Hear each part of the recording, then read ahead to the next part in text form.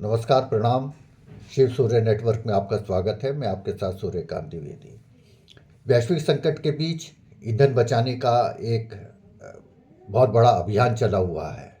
राज्य सरकारें, केंद्र सरकार तरह तरह के उपाय ढूंढ रही हैं, तरह तरह के निर्देश दे रही हैं और गाड़ियों का काफिला कम किया जा रहा है।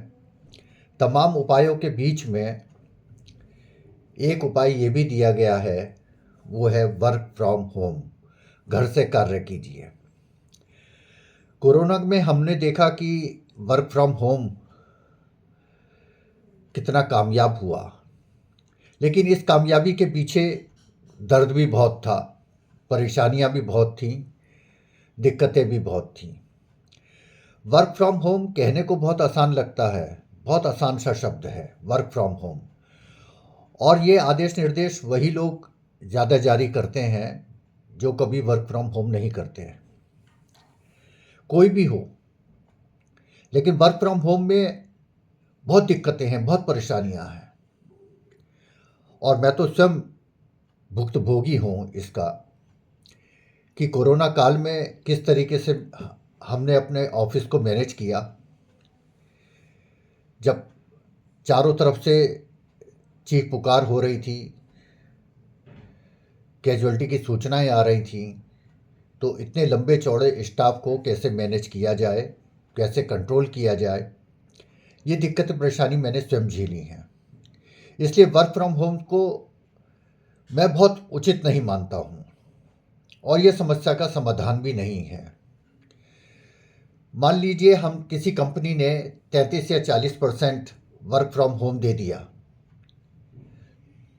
अब वर्क फ्रॉम होम में जो भी बच्चे इसमें करते होंगे, और आईटी कंपनियां बहुत सारी इस समय वर्क फ्रॉम होम करवा भी रही हैं। हफ्ते में 2 दिन वो ऑफिस बुलाती हैं, 5 दिन वर्क फ्रॉम होम कराती हैं। इसके पीछे आप जाल समझिए। जाल ये है कि कंपनियां ऑफिस अपने खर्चे बचाती हैं, उनका ऑफिस एक्सपेंसेस कम होता है, बिजली का बिल कम होता है, स्टाफ जो दूसरा रखा जाता है जैसे पियोन वगैरह, उनकी तनख्वाह कम हो जाती है, उनकी नौकरी पर संकट आ जाता है, उनको हटा दिया जाता है। और इसी बहाने कंपनियां वर्क फ्रॉम होम के बहाने क्या करती हैं, कॉस्ट कटिंग शुरू कर देती हैं।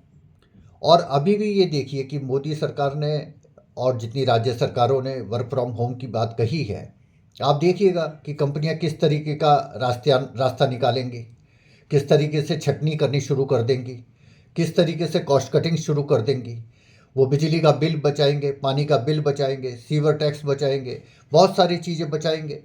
और ये दिखाएंगे कि सबसे ज़्यादा संकट अगर इस वैश्विक संकट का आया है तो इन्हीं कंपनियों पर टूटा है, देश पर नहीं टूटा, इनकी कंपनियों पर टूटा है। और ये कॉस्ट कटिंग शुरू कर देंगे और कॉस्ट कटिंग के बहाने ये लोगों की छटनियाँ शुरू कर देंगे। अब दूसरी बात करते हैं। दूसरी बात है कि ऑफिस में आदमी कितने घंटे काम करता है, 8 घंटे काम करता है, और घर में वो 24 घंटे का मजदूर हो जाता है, 24 घंटे का श्रमिक हो जाता है। कोई उसकी दिनचर्या नहीं रहती, कोई काम करने का तरीका उसका नहीं रहता। ऑफिस जाने के बहाने वो आदमी सवेरे उठता है, सवेरे तैयार होता है, एक्सरसाइज करता है और निकल जाता है, और 8 घंटे बाद वो अपने आराम से घर आ जाता है। लेकिन वर्क फ्रॉम होम में क्या है कि वर्क फ्रॉम होम में काम के घंटे तय नहीं हैं कि कितने घंटे आप काम करेंगे।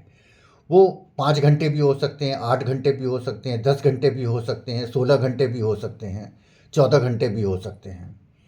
और ये हमने देखा भी है। मैं कोई उपदेश नहीं दे रहा, लेकिन मैं खुद भुक्तभोगी हूँ, तो मुझे पता है कि कितने घंटे और कितने घंटे काम किया जाता है।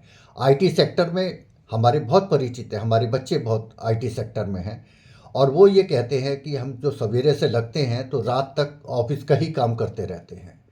अमेरिका में भी बहुत सारी कंपनियां वर्क फ्रॉम होम कराती हैं, चाइना में भी कराती हैं, रशिया में भी कराती हैं, लेकिन वहाँ काम के घंटे तय हैं। अपने यहाँ काम के घंटे तय नहीं हैं।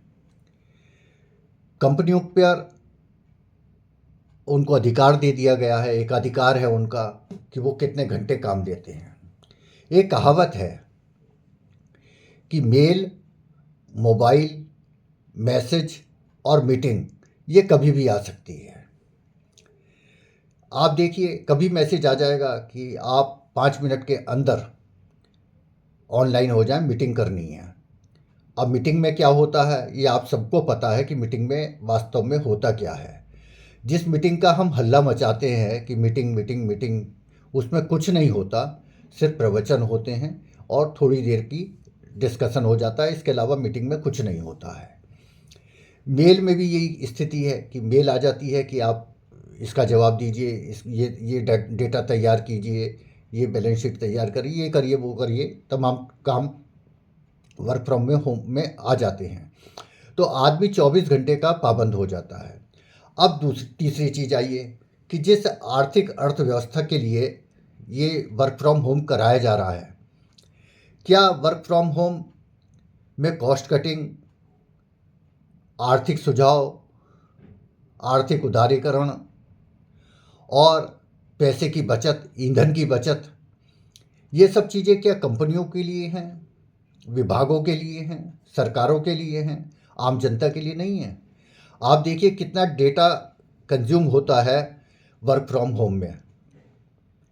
सभी टेलीकॉम कंपनियों ने अपने डेटा प्लान बढ़ा दिए हैं, सबने मोबाइल प्लान बढ़ा दिए हैं। वाईफाई जो आप अपने घर पे लगाते थे उसकी सिक्योरिटी मनी बढ़ गई है। और यदि एक कंपनी का वाईफाई नहीं चलता है, आप दूसरी कंपनी का वाईफाई लगवाते हैं, तो वो आपकी सिक्योरिटी मनी वापस नहीं हो पाती है।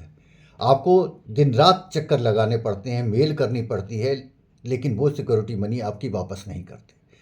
जितने कॉल सेंटर हैं वो कॉल सेंटर में फ़ोन उठते ही नहीं हैं, और 1 2 3 4 दबाते रहिए आप, लेकिन कॉल सेंटर पे आपको जवाब नहीं मिलेगा।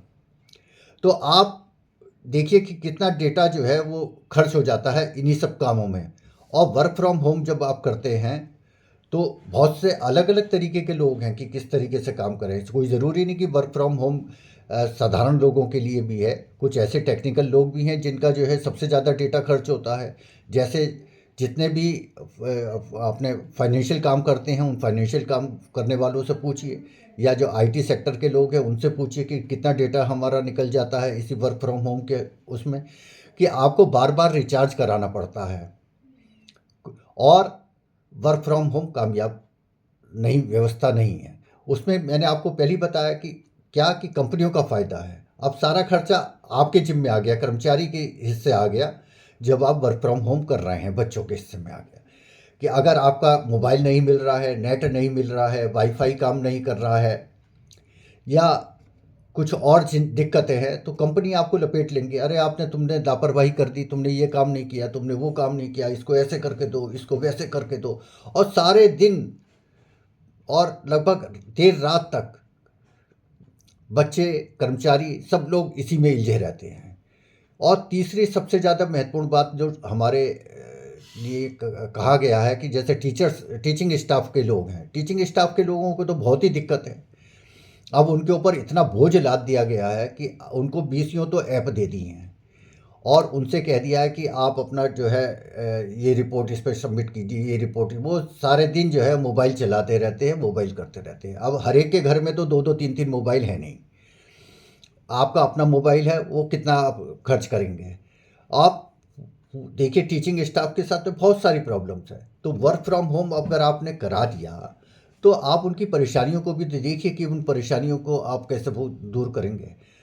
ठीक है, आप कहिए टेलीकॉम कंपनियों से कि स्पेशल प्लान दें और सस्ता प्लान दें, तो वो काम नहीं होगा। वो टेलीकॉम कंपनियां किसी के बूते से बूते में नहीं है, सबसे बाहर हैं। उन पर कोई अंकुश ही किसी तरीके का नहीं है।